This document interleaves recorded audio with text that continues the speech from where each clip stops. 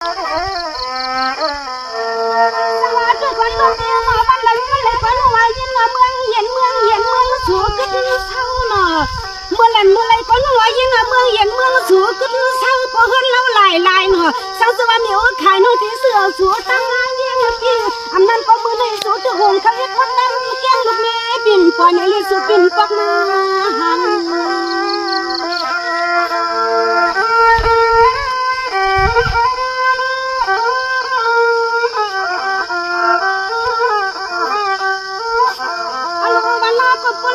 เสียงสิงลองยิงปีฮาวานา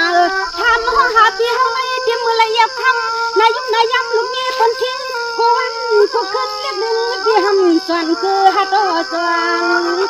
น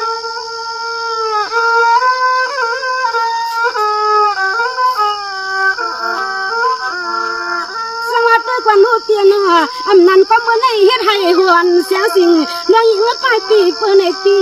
อำนั้นก็เมื่อในเฮ็ดให้เสียงสิงหอนน้องยิงไปปีเปิดในปีหอนไปปีกซื้อที่อังยานปีเมื่อในปะตันพี่ก้อยตกเฮ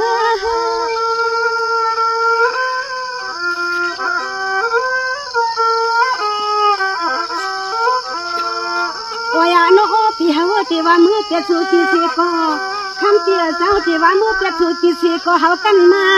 กันคำวางคำเมืองยุ่งถึงไปเลยหันนายุ่งนายำพี่เฮาน้องไปเฮียเปียอยู่สังยาควันจกเลมาก็ดอตับเธอสุปีสังเมืองเยนาอยู่สังมาดอตับเธอสุปีสังเมือ